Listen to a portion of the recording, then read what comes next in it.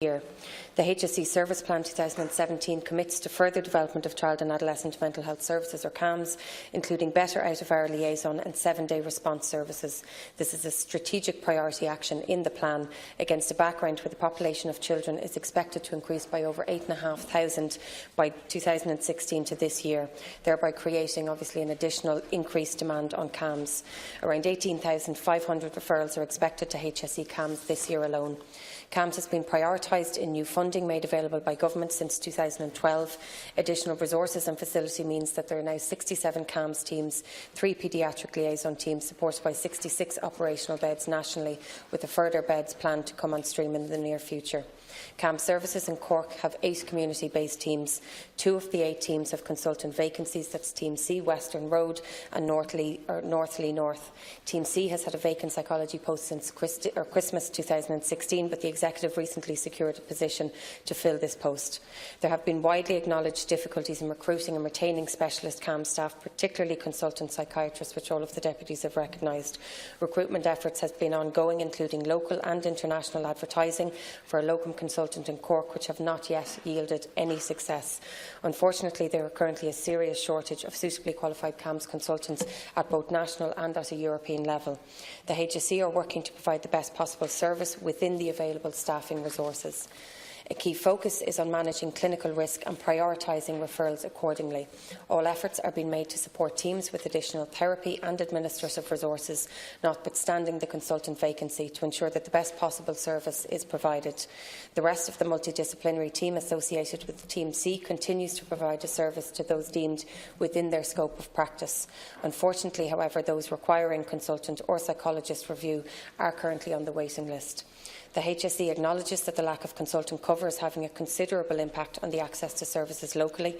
It is working to explore all avenues for the recruitment of qualified staff to fill vacancies and to replace staff retiring or resigning, particularly in areas such as consultant psychologist and nursing posts. And I would say, having spoken to Sinead Lennon, who is Head of Mental Health Services in the Cork Kerry area, I absolutely believe that every single stone has been unturned and every possible avenue is being looked at to try and fill these posts and to cover even weekends or various different parts of the day. Bearing in mind all of the circumstances, I am satisfied that the HSE is making every effort to address this, including prioritising cases based on assessed professional need. In other words, I am assured that the urgent cases are being prioritised and are being seen within the recommended level of time. Of course, I will continue to monitor this closely in conjunction with the HSE. Thank you. Thank you very much, Minister. Now, 2 minutes is 120 seconds, divided by 3 is 40 seconds each. So you have a question each or supplementary each, very quickly. I'll be very brief. Thank you for the reply. Bearing in mind all circumstances, I'm satisfied that the HSE is making every effort to address the important issue. I feel a little bit aggrieved, and it's no personal attack on you, Minister, but from my own experience of working within the system, I go around day to day and I'm listening to people that are qualified for these jobs. It seems to me that there's actually no will to actually hire these people, and I would urge you to go and add to the HSE and just try and stress it, because it says here the HSE are experiencing significant shortages in CAMS medical personnel. I don't believe that. I actually don't believe it. Thank you. Deputy O'Leary, quickly.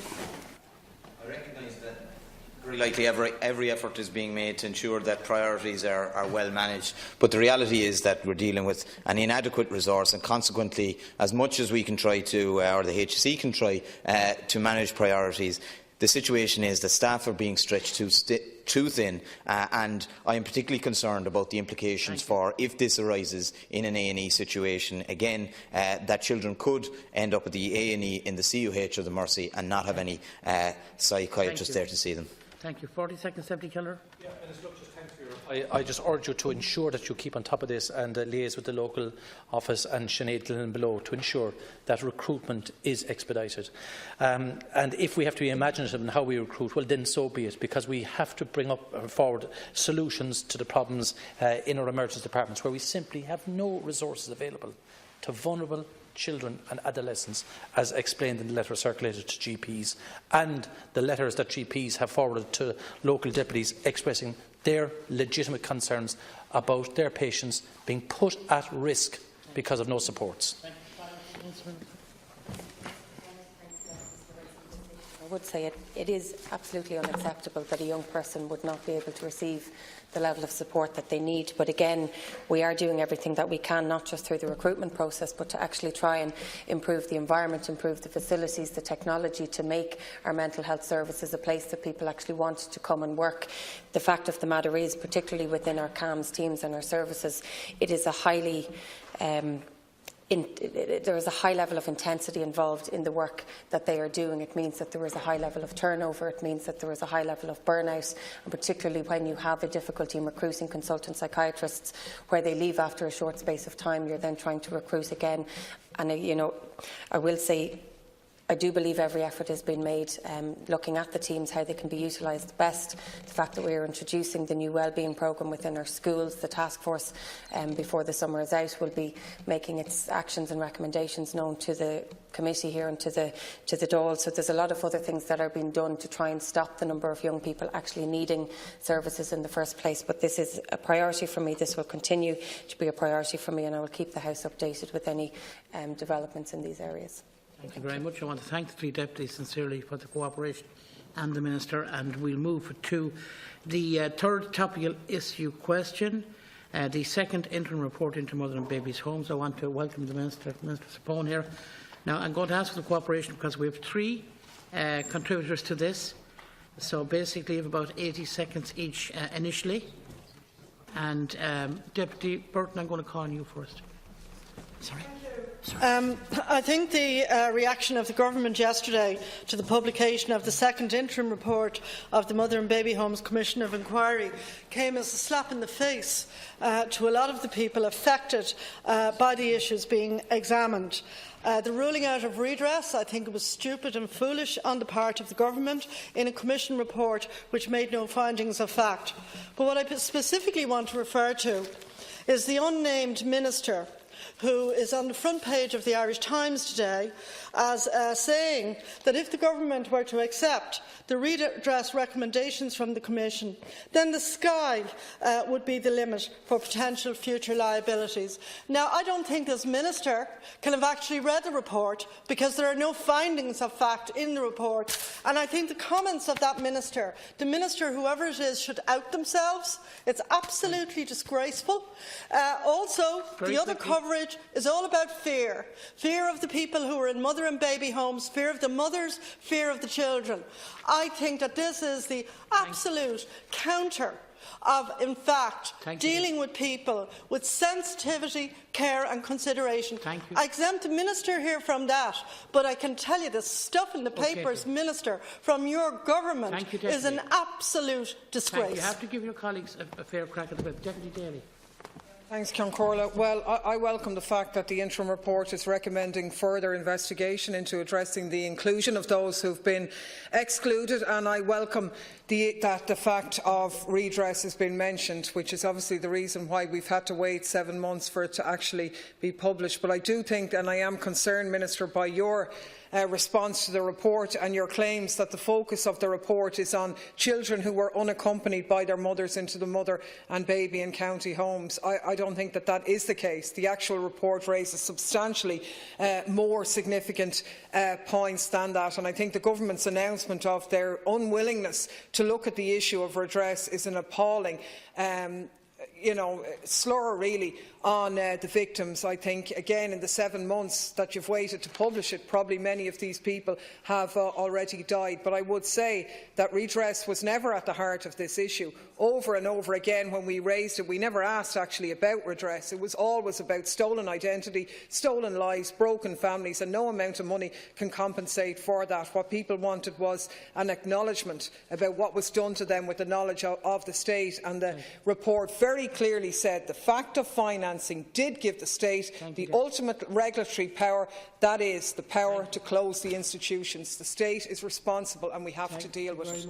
Deputy Connolly. Minister, I hesitate to say it, but you've added to the abuse of the survivors and what they've suffered.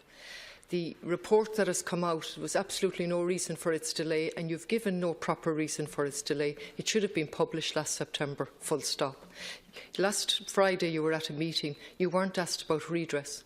You were asked to give a report on where the Commission was at, why was there a delay, pressure put on you to publish a report and to give maximum information. We asked you, did you know about briefing documents at the highest level, and very factual questions in relation to the site in Tuam being a crime scene. You've come back and you've talked about waffly consultation. We don't know where it starts, who the stakeholders are. You're not giving us a date for the scoping exercise to extend the terms of reference. You've put in transitional justice that nobody has asked you for. You're talking about Carranua 2 when Carranua 1 is in serious trouble, and the most appalling distinction between accompanied mothers and unaccompanied mothers. Absolute shame on this government. Thank you. Thank you very much. Now, Minister Corbyn. Okay, thank you. I want to thank the deputies for raising the matter, providing me with an opportunity to discuss the publication of the second interim report of the Commission of Investigation into Mother and Baby Homes.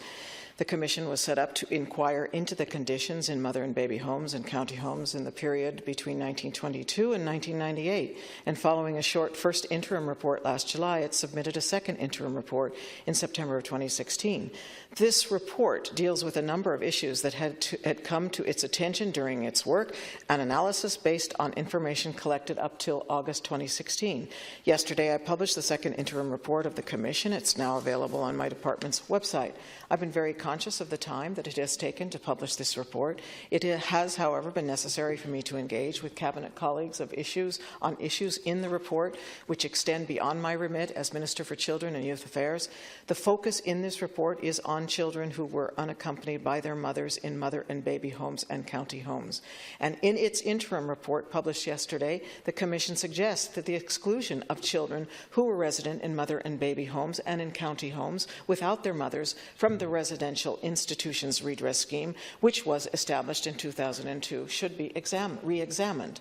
The report states that the Commission is satisfied that the institutions it is investigating are unquestionably the main such homes that existed during the 20th century and does not currently recommend that other institutions should be investigated. The Commission is not recommending any changes to its terms of reference at this time. It may recommend further investigations when its current investigation is completed.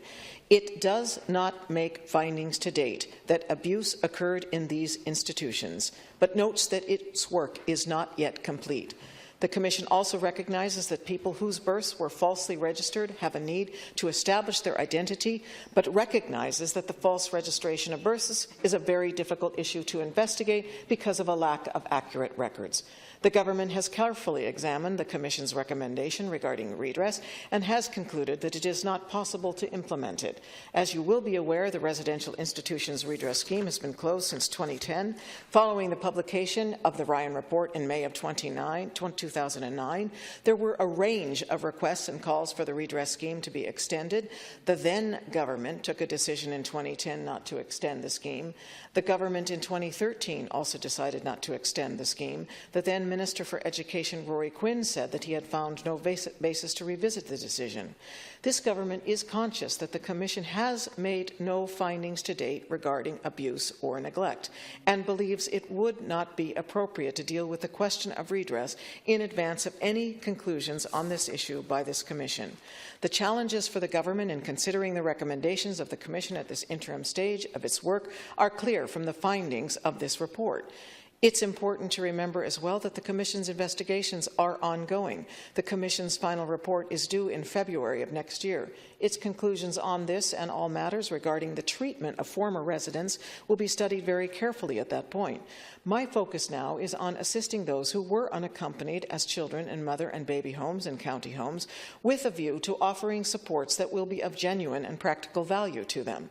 With this in mind, I will consult with them regarding the nature and type of services and supports in the area of health and well-being that they consider would be helpful to them at this stage. I will conclude this consultation by the end of June and bring proposals to Government before the summer break so that we can have appropriate supports in place as quickly as possible. My department is working with TUSLA to support the provision of information to assist former residents who may wish to establish when they resided in a mother and baby home. I've asked Dr. James Gallen of the School of Law and Government, Dublin City University, to assist by mapping out a model of transition transitional justice.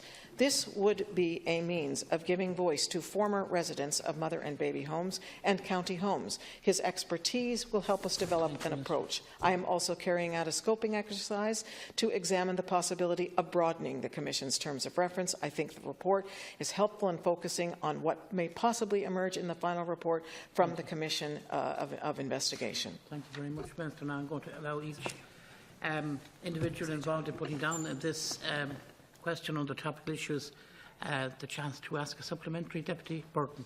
Well, Minister, you must have had a very bad day at Cabinet yesterday because the briefing around the story and, as I said, the unnamed coward of a minister who wouldn't actually put their name to what they're saying on the front page of a national newspaper.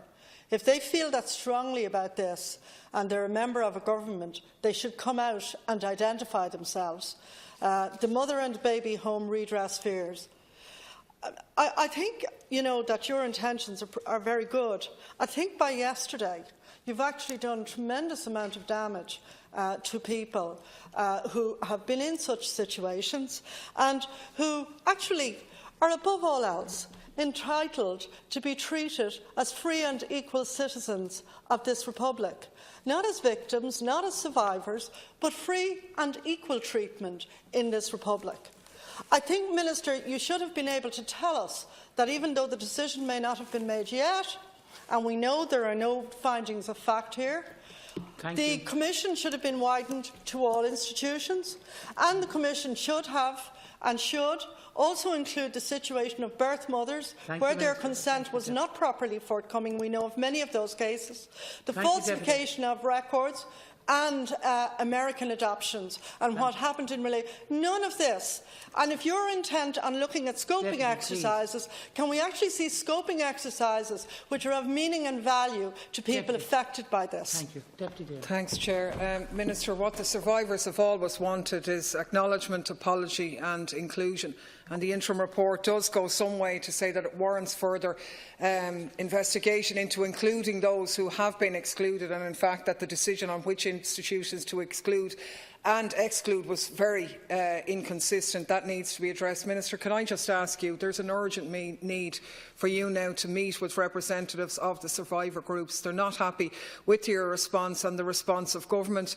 There's things that they've consistently asked for that aren't being addressed, and I know that people like Paul Redmond and others from the Coalition of Mother and Baby Homes are really keen to urgently address this. You'd get the response right if you engage with them, and time is running out with them, and I'd really urge that would be done as an immediate matter. Thank you very much, Deputy Daly. Deputy Connolly. Minister, when you delayed the report till yesterday, you failed to go back.